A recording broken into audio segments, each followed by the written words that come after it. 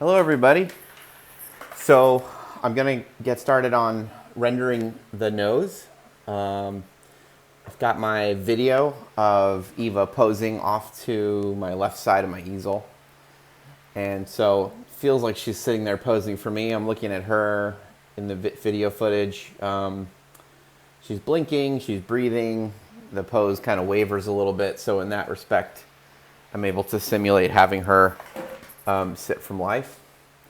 And I've got the veil of tone has been applied over all of the charcoal drawing in vine charcoal wash of tone. And I've brushed that out. I apply the veil of tone with just powdered vine charcoal from Nitram. And then I brush that out with a big fat bristle brush and just create this tonal wash that you see covering the whole drawing right on top of the line drawing that was made in the charcoal pencil. And the great thing about the veil of tone is that it provides us with the ability to work subtractively. So using a kneaded eraser and a lot of sensitivity and pressure, I can start to remove the charcoal wash that's there. And I've got my maul stick here, classical maul stick that I'm bracing on the side of the drawing, just so I don't have to rest my hand in places like this. Resting my hand on the paper would both smudge all of that charcoal, but also would create a lot of mess. So first off, I'm going to locate the highlight, just because it is a nice shape, and it's locating it strategically helps me to meter out the locations of all of the surrounding values around it.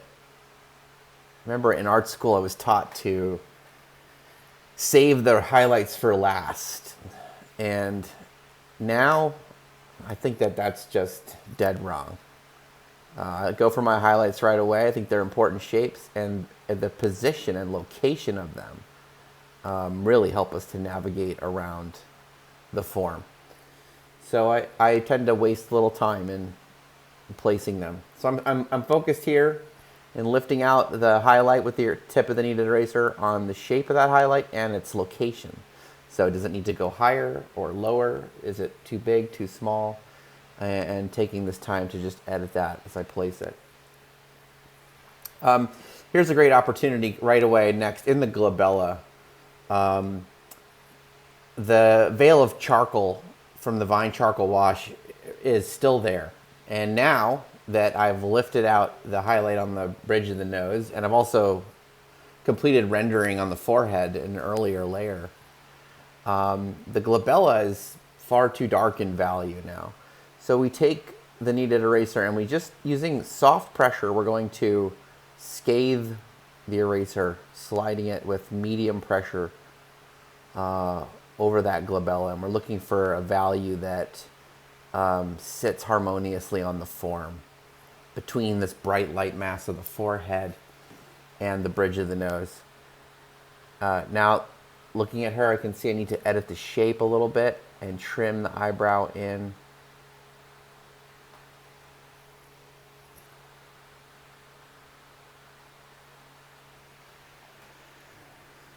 And I anticipate that value in the glabella will probably need to change a little bit once I introduce white chalk into the nose. And so that's fine. That may need to adjust in value, and I'll revisit it if necessary. So now, working with another highlight shape down the front plane of the nose, and just really using that strategically to kind of find my place and my proportions. I might as well link that up with the highlight at the top plane change of the bulb of the nose to the front plane of the nose. Just putting in a little graphic shape there, removing it subtractively with the eraser. So I teach this charcoal wipeout technique to a lot of my beginning students that are pursuing the intention of studying painting as well. And so this charcoal wipeout technique is really a precursor for learning to paint indirectly.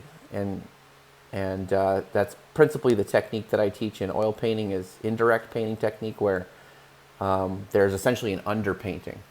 Well, the first layer of an underpainting in the process that I use is called an imprimatura, and it's basically a wash of transparent earth tone oil paint, which is then subtracted into with a rag and modeled and rendered using a rag, using a brush. And so we take that transparent washy state of the oil and we basically manipulate it until it looks not unsimilar, very, very similar to what I've got going on here and now.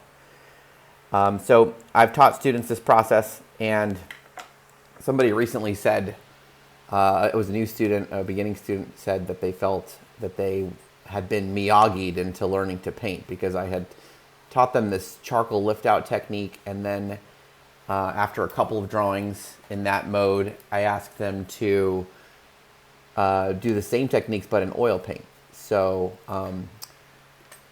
lifting out through a wet wash of earth-toned oil paint, and then using the rag to model that.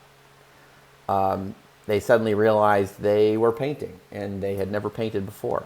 And the student said, I feel like I've been Miyagi'd, as in Mr. Miyagi from Karate Kid.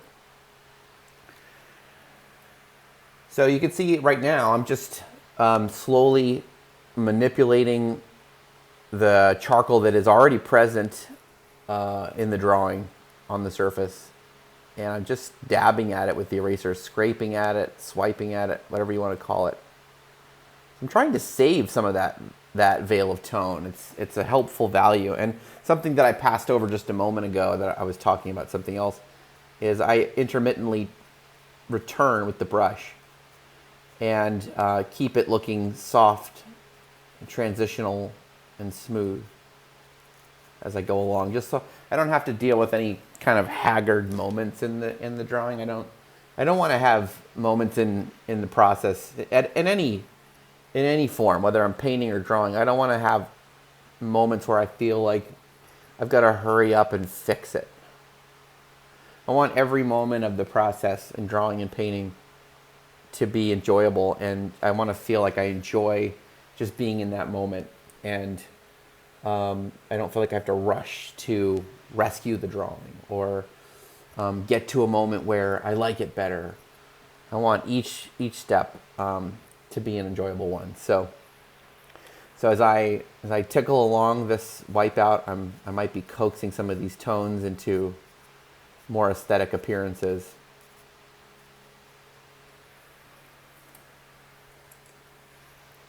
Okay. Coming up in a second, I'm going to drop some white charcoal into the drawing, and that's going to change things a little bit. It's going to change the value scale that we're working with on this form. And I encourage people to get the white chalk into the drawing fairly early. When I first started using white chalk as an art student, I would save it until the end of the drawing. And the problem with that is that you don't really know what your value range is the whole time you're working. You're waiting and biding your time to put that white chalk in, but you really don't understand the value scale, the full comprehensive value scale of the drawing, if you're not seeing that white chalk in place. And so you're actually making decisions, value decisions, that are probably incorrect. Even right now, as I wipe this out, I'm looking at wherever I erase out is just the pure paper showing through, which is not white paper, by the way. I think I failed to mention that, but it's a toned charcoal paper. And I'm making decisions that are scaled to that idea, that this is the brightest value of that form. And so all of these values around it, I'm going to then make incorrectly, I'll make them too dark. So I say don't waste time in getting that white chalk into play, because it sets the value scale for the drawing. So I take my white chalk pencil. This is a Carb-Othello number 105. And using a sanding block, which is a drywall sanding sponge, I'm going to spin and twirl that and really hone and sharpen that into a really nice point. Let's keep going. I want it to be ridiculously sharp. And I say keep it that sharp. You know, don't let it ever not be beautifully honed into a perfect point. So that. And I'm going to get in and place that highlight. And I'm extra careful right now. I want to once again, I want to think, am I going to get the shape of this highlight right? Am I going to get the location? You know, like what if I put it up here or down there or over here or over there? I remember when I was young and I would get excited about putting highlights into the drawing. I think I would just slap them down anywhere, and I'd be sort of quickly satisfied and impressed with just kind of the short-term illusion of that. And I didn't think about the longer game of the drawing. So the highlight is a shape, and it is in a particular location. We could think about the physics of why that is. I mean, it's a surface on the form that provides a reflection of the light to your eye. And if the light moves, or if you move relative to the subject matter, the highlight goes to a new location. So it's in a specific spot, and it tells a lot of the story of the form.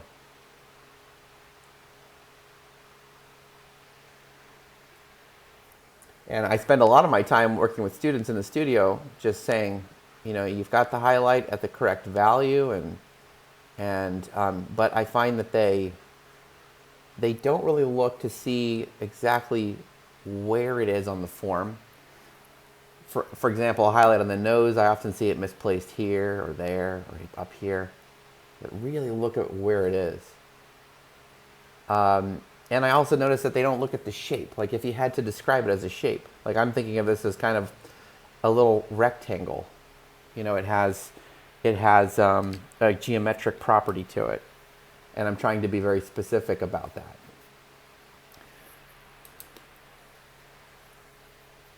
So now that I put the highlight, those two highlights in, and there is a little highlight down the bridge of the nose I think I'm going to get, and this time I'm going to shift to my cream colored chalk. So I'm still thinking I'm using white. This is another sanding block. This is my red chalk sanding block. But honing that cream colored chalk, this Carb-Othello number 105.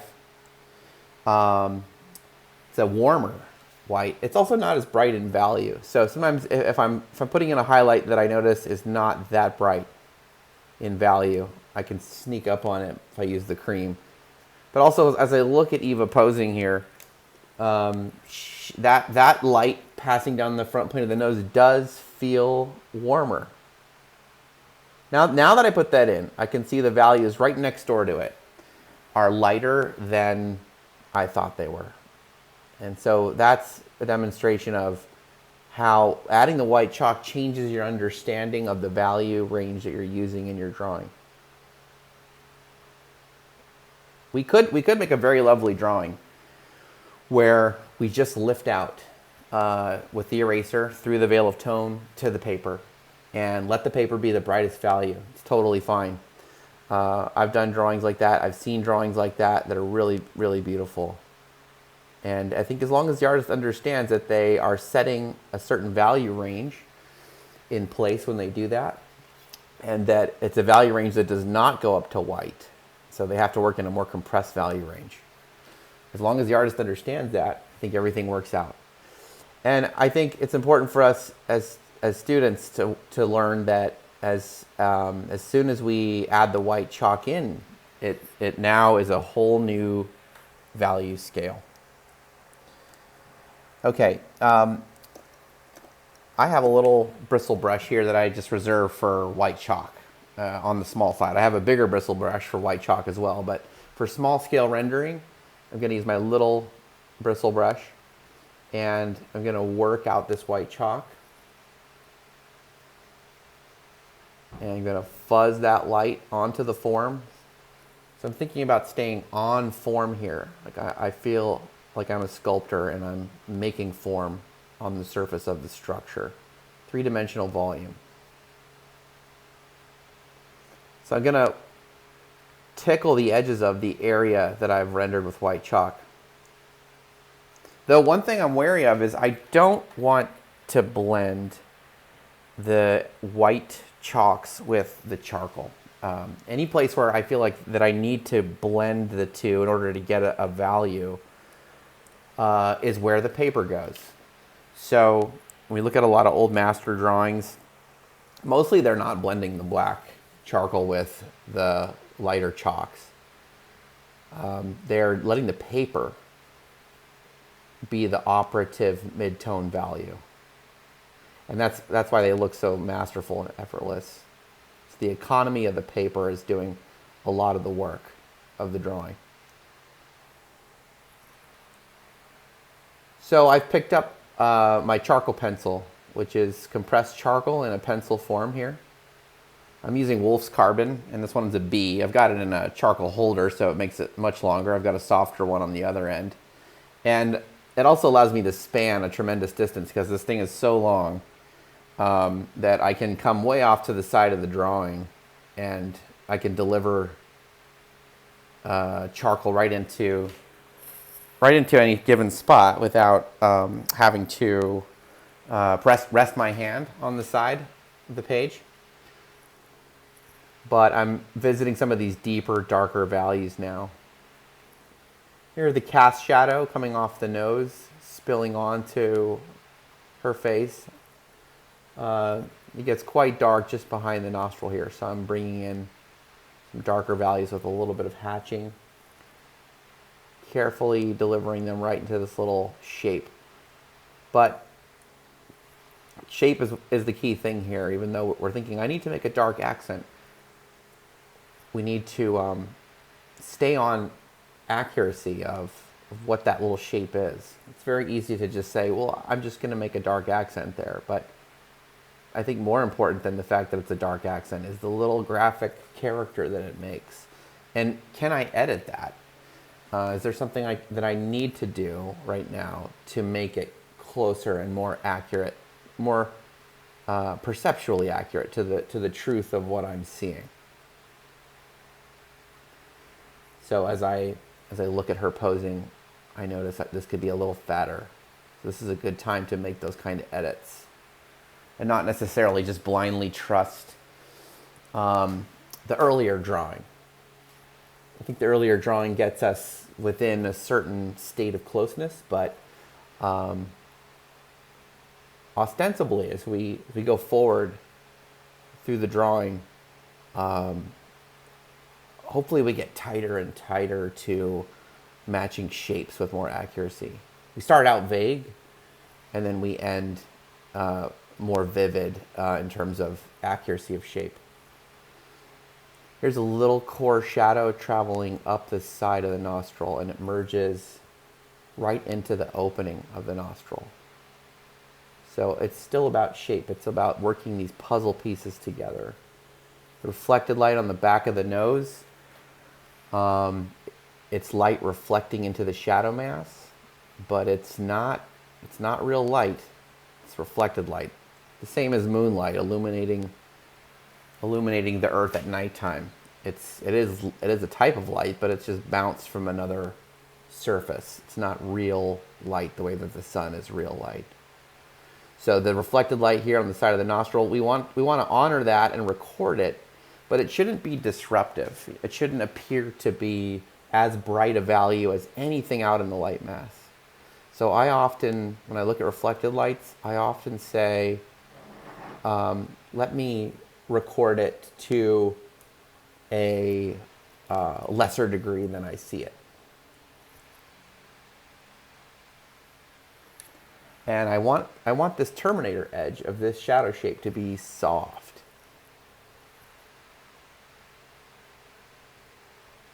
So I'm trying not to let that be too sharp of an edge because it is a form shadow. Okay, visiting what I've just done and Picking up, again, a small bristle brush that is reserved for black charcoal. I'm going to work over that.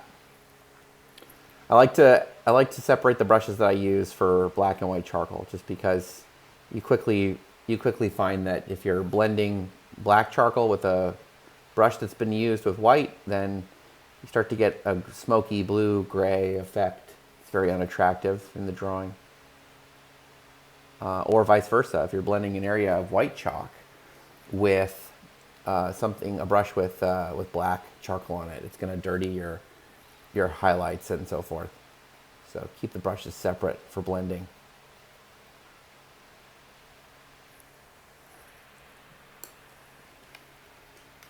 Okay, let's see if I can render a little bit of the Terminator here traveling around the bulb of the nose. They're very delicate little shapes. These are high consequence shapes. You know, if you're not right on the character of the shape, or you're slightly in the wrong location, you get somebody entirely different. The likeness is lost. It may still look human, it may still be a beautiful drawing, but as far as capturing the likeness goes, you're not going to get it unless the shape is perfectly in position. So working with these little shadow shapes, my mind goes to places where I think, you know, what is the graphic character of this little puzzle piece, this little mosaic stone, this little tile that I'm sort of cutting out in terms of tone. My students know that I use the concept of pareidolia a lot, or pareidolia, however you want to pronounce it, but it's a tactic where the artist looks at a little shape like this, or like that, or maybe the whole thing together, and turns it into a little picture.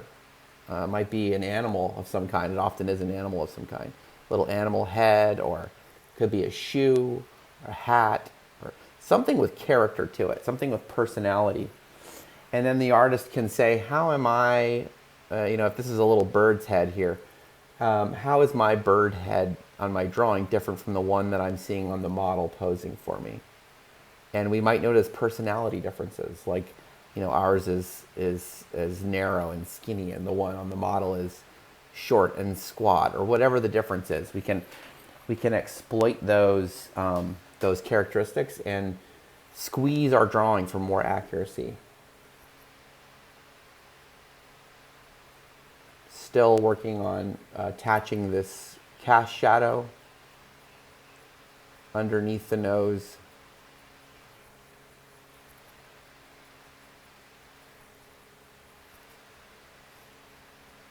Into the larger shadow shape. And that shadow shape comes all the way to here. So the Terminator crosses the septum of the nose here. And the Terminator comes down and is a cast shadow that dips briefly into the philtrum. And the cast shadow wraps up and over the ridge of the other side of the philtrum. And then we can see the nose just projecting its shadow onto the face right over here. Cast shadows are sharp. Form shadows are soft. Give a little bit of soft edge to that.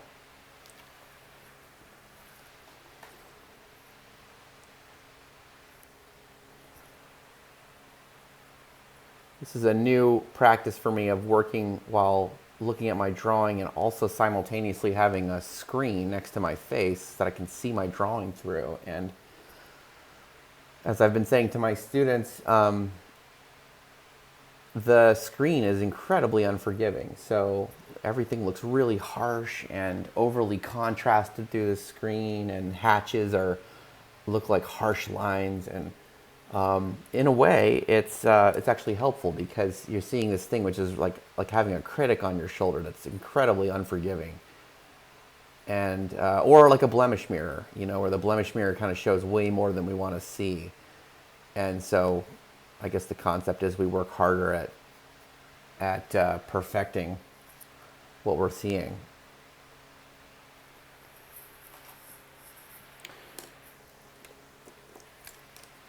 Now, there's a little tiny tone out here that encloses the nose, but as a value, it's almost completely gone relative to the other side of her cheek. So the value that will be over here is almost exactly the same as what's here.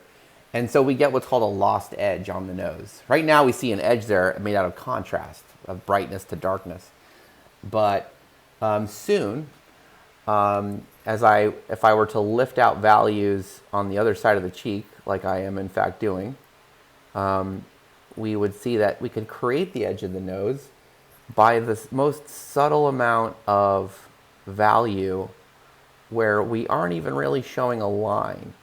We're just going to let this an edge between two subtle differences in value. We're going to let that edge occur.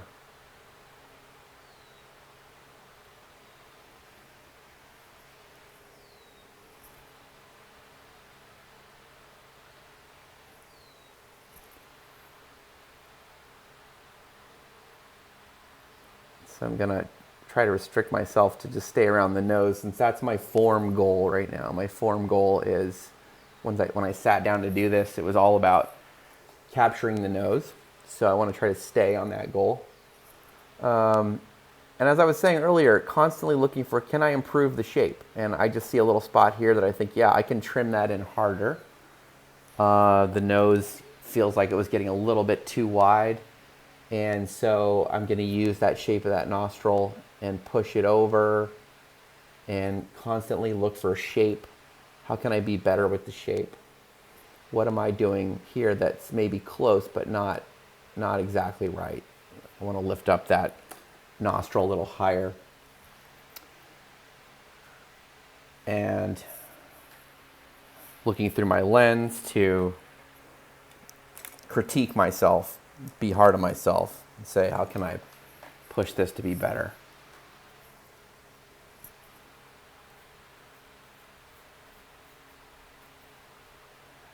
One of the things I like about softening with the brush, with the charcoal pencil passages, is that the value gets a little darker. So it's like two benefits. It gets smoother, which I like, and then it gets darker. It gets a little darker in value. So knowing that ahead of time, we can sort of estimate how dark we need to go initially to arrive at the desired value. I'm going to revisit the opening of the nostril here, being very careful about shape, darkening it, shape and location. Is it too high? Is it too narrow? Do I need to make it bigger, smaller, longer? Really looking at that piece as a little tile that I'm cutting out if I'm a mosaic artist and I have to place tiles that I've cut. I'm going to cut that tile out with intention and place it.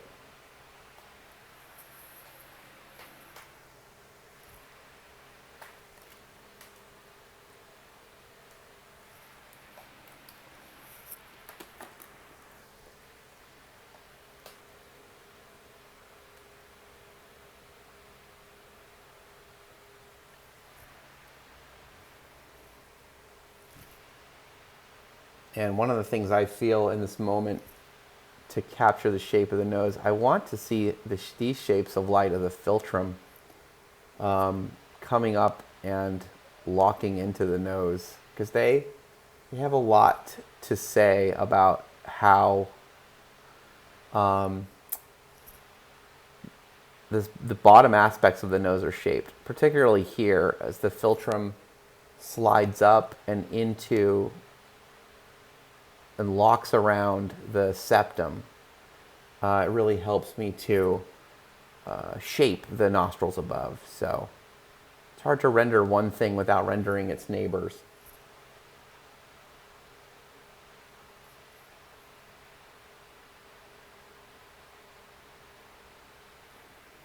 And the value in the middle of the philtrum is just slightly darker, but barely so.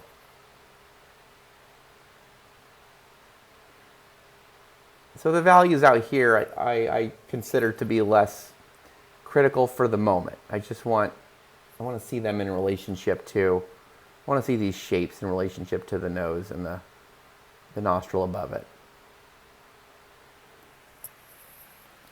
And that way I can assess. You know, it's all about looking at the nose and saying, is there anything I want to edit right now?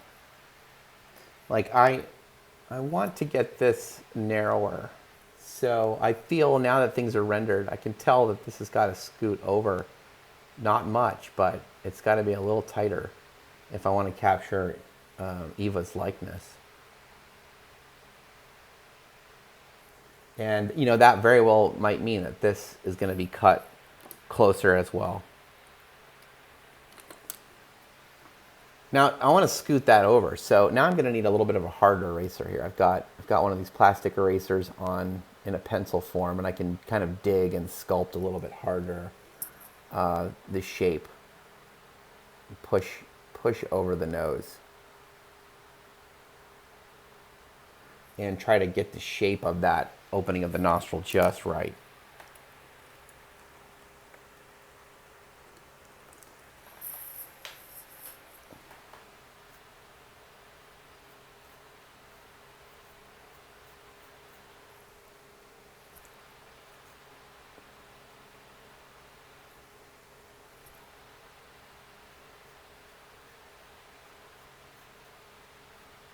And now, just taking a second here to consider it as a whole. I'm going to consider the whole shadow mass and the nostrils linking into that, merging and connecting the dark graphic shapes of the nose. There's a little bit of light on the front plane of this nostril that, in the act of softening and transitioning, that I've kind of lost. So here's where we can take the kneaded eraser and just dab and lift out in a very tentative, subtractive way. See if we can get some of that light back. You can also use it as an opportunity to shape.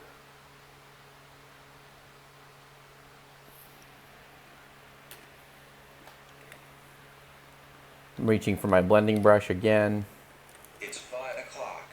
And I'm going to pull this right over that so it's not too dark, too bright. So I lifted it out, it was a little too bright, and then I pulled back over it, and now it's hopefully just right as far as the value goes. Okay, so I'm going to let this go for now. I'm probably going to keep working on the nose here and there, but there's a nice example of rendering in a subtractive manner, pulling out, wiping out through the charcoal veil that's been pre-applied to the drawing. I'm working with white chalks to bring up the values, black charcoal pencils to deepen the values, blending, doing everything necessary to get shape and value and transition as best I can. I'll probably, following this video, I'll probably be lightening this value a little bit, just a touch. And as I branch over to this area and start to model these forms, I'll be able to look back and see what needs to be improved about that. That's just a natural part of the process. All right, thanks for joining me.